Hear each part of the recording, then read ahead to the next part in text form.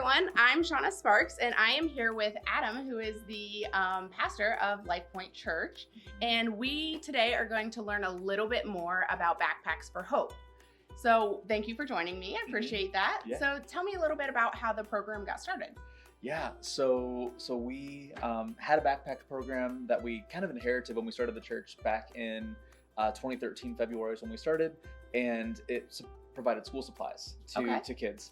And so we did that, and I feel like 1 or 2 years, I forget if we did it 1 or 2 years, and it went really well. Yeah. And so then we went to building principals that we were serving, and we said, hey, from our perspective, this is going well. How helpful is this? Right.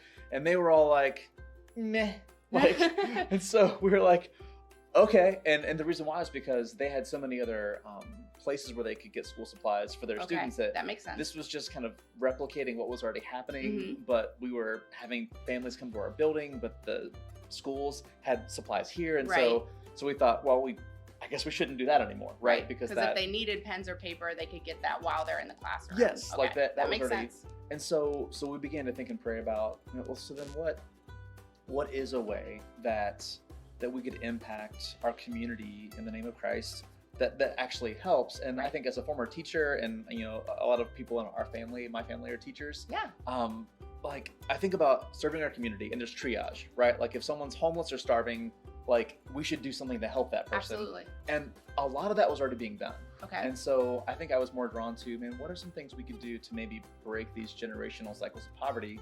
Yeah. And I think education it's kind of the answer, right? Yeah, like absolutely. Because if a kid's hungry, it's hard to concentrate if you're hungry. And so we thought, man, maybe we can show these kids that someone cares and provide some food. That's kind of how that thought process went. This is how we could make an impact in our community. And if triage is a lot of work is being done in kind of that triage analogy. Maybe we could do some more long-term things. Yeah, and that's great. We talked to building principals, and they said, yeah, that's a huge need, and we would love it if you guys would try that.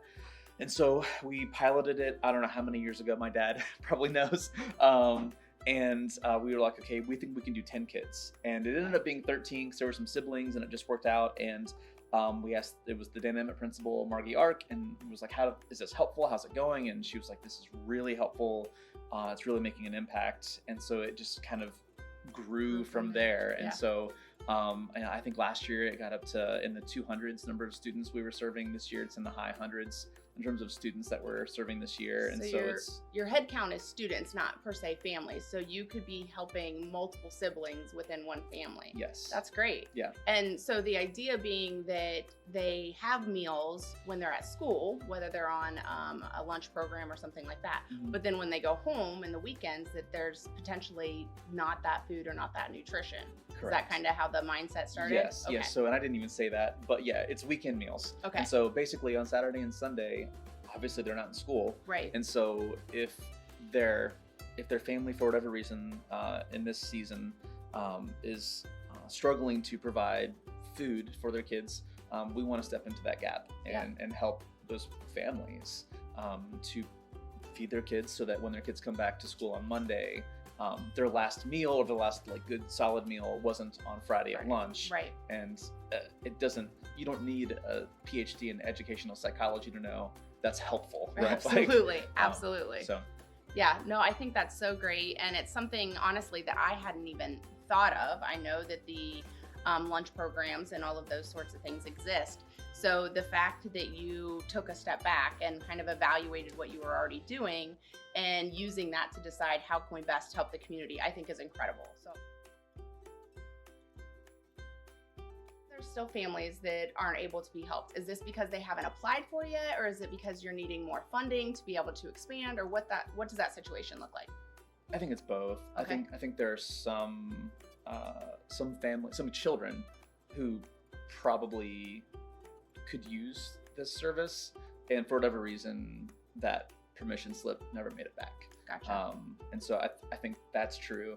And I also think, and we have some partnerships, Hope and Knox in particular, and then there are organizations that partner with us and give us money, and then there's Hope and Knox, which essentially can get food really inexpensively. Okay. And so that partnership is what really seemed to be the game changer for us in terms of being able to expand our capacity. Yeah. but it's also true that if we had either cheaper food or more money, there are more families who we Yeah. could serve. Yeah, So, absolutely. Okay. Well, thank you so much for your time. I Yeah. really appreciate it. Well, we initially started with Dane Emmett, as Adam said, and then we added East Elementary School, then we added Columbia, and it was when we partnered with the Center of Hope out of Bladensburg Okay.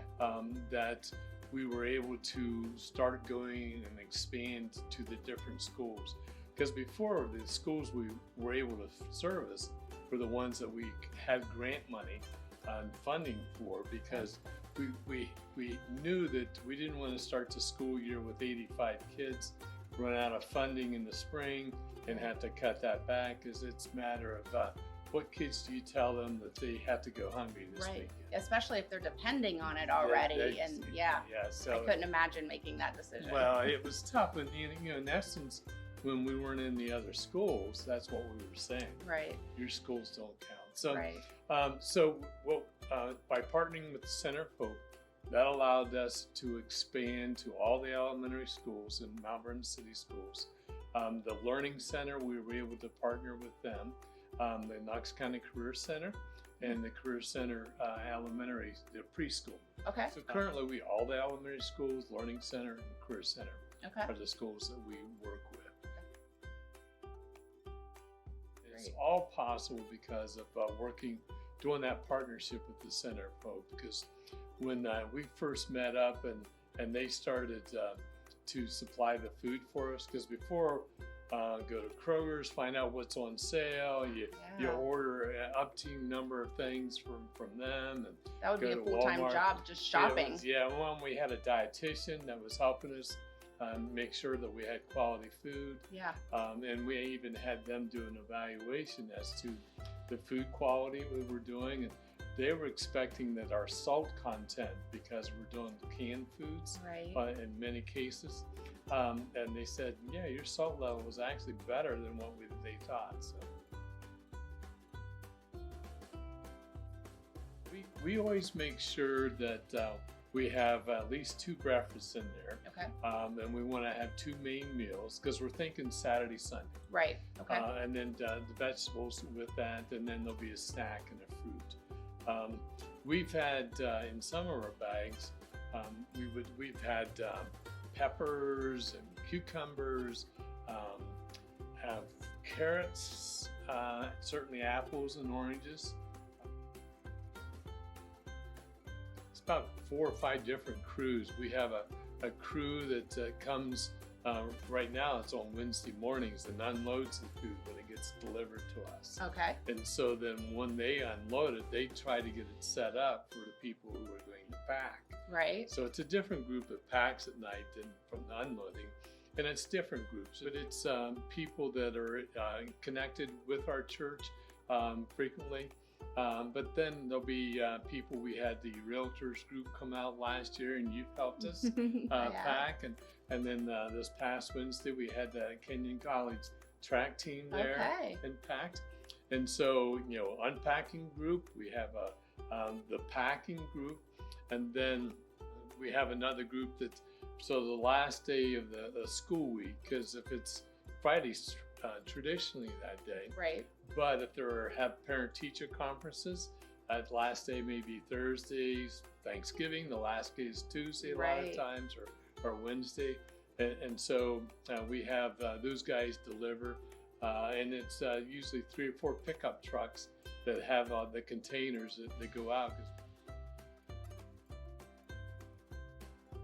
So we've had sponsors that actually, we put advertising on the bags to show that they are supporting our program.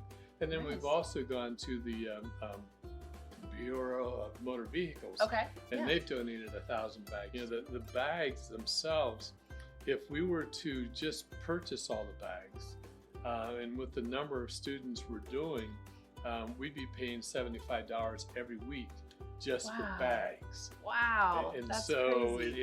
it's great when we have people that are able to sponsor.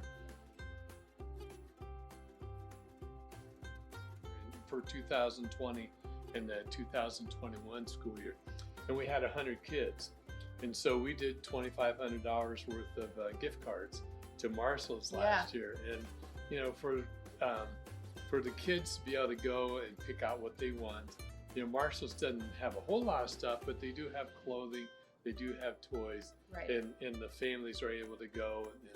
And we had one kid said thanks to Santa for the gift cards. Yeah. And I think I showed you the one mom that said thank you because her son had grown 2 coat sizes Yeah. since the beginning of school, and it was a real blessing for a single mom to be able to have that. Yeah, I mean that stuff's really important. It's not just the food, but some things that, you know, I don't have kids, so the things that you don't think about that add up, unexpected things, are like winter jackets and stuff. And in Ohio, you can't be without a winter jacket.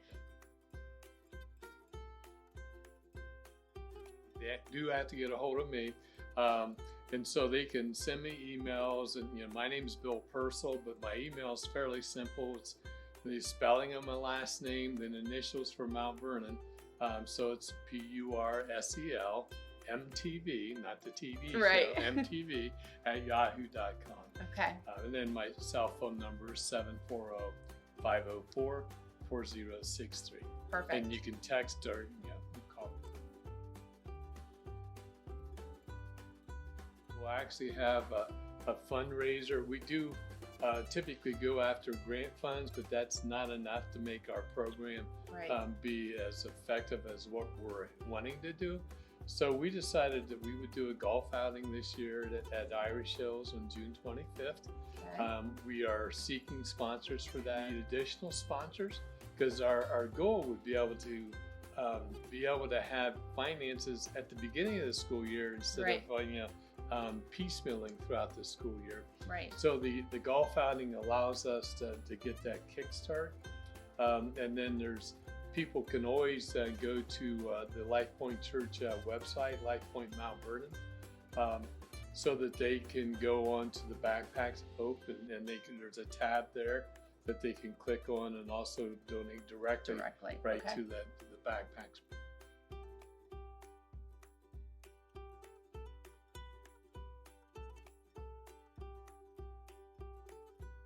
I did a survey at the beginning of the 2021-22 school year, asking the guidance counselors whether this was a benefit to them, whether we duplicated any services, and what would happen if we didn't have the program. Right. And in every case, the guidance counselor says, we definitely know that it's making an impact on the kids that are at their schools.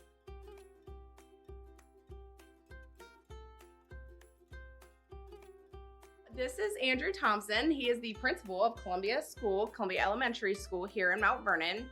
So I'm just curious how the perspective of the Backpacks at Hope and what you see being the principal, kind of the other side of things, and how it's impacting your children, your students. Well, it's definitely had an impact on our kids. We, as those who serve and bring the bags in each week, we get to see as they bring them into the office, and then typically it's our social worker, our school counselor, or someone from the office staff. Sometimes it's me that gets to go and deliver those. And we try to be as discreet as we can with that. As much as that is a great opportunity for these students, we also try to protect kids from not necessarily being pointed out. Right. There is a confidentiality aspect to it too. So the church and the Backpacks of Hope program doesn't actually know who each individual child is, correct? You gather that information as the school and decide who needs the service, and then you reach out to the families and start that process. Is that correct? That's right. Well, we from the school standpoint, I think it had been mentioned earlier about just kind of identifying needs that we're aware of. Yeah. Reaching out to families and seeing if they'd be interested in that, and then they would sign up for it. And they're with the understanding that we're going to have some level of partnership with Backpacks to be able to cross-check who has gotten their food, if there's any food allergies, and so we use first names. There isn't necessarily any connection that Backpacks and others have in terms. We want to protect the confidentiality of the students and their families as much as possible. But we do that as best we can but still keep it as organized as possible. For instance, we have an allergy that a student has to coconut, and so backpacks, whenever they have something that has anything with coconut based products in them, which isn't, coconut's not one that it's in everything, but Right. it is nice to know that when it comes in, there's a note attached to it. It says exactly, what they substituted it with. So they've thought through a lot of different things. It's not just a prepackaged, just handing it to us as a Right. snack. It's a lot of this last week that came in. The bags were pretty heavy, Yeah. and they normally are because there's a lot of food in them. But it was a lot of produce and just great food going home. Yeah, that is so incredible. So we have, and I have, some students and some families of mine from past years where you can just tell when they come into school, their day is impacted by what kind of, I guess, not only sleep that they've had, but also have they eaten well. It does have an impact on them. I mean, Yeah. there's a reason why we're getting ready to head into state testing season, and the reminders the teachers put out there about getting a good night's rest and make sure you eat a healthy meal and that kind of thing. Well, this, not just for test scores, but there's a reason we put those things out there, is because it's important Absolutely. to have the adequate nutrition and to have kids leave here on a Friday and know that they at least have access to meals is extremely important. Yeah. And it's not like the families are just wanting a handout. Absolutely. And many of them, I think, at first are maybe a little bit hesitant when we reach out and contact and say, hey, there's this opportunity. Yeah. But as they have taken this, we've received feedback that they have appreciated the opportunity. I think it's so great that not only have we had the opportunity to learn how the program was started and the behind the scenes aspect, but then also see how it's impacting the children in the schools as well. So I really appreciate your time, and I will definitely have all of the contact information that you need if you're interested in participating in the program itself, whether you want to volunteer, whether you want to donate. And keep in mind, if you do want to donate, whether it be for the golf outing or you just want to go to the church website and donate directly to Backpacks to Hope, 100% of the proceeds goes directly to Backpacks for Hope. So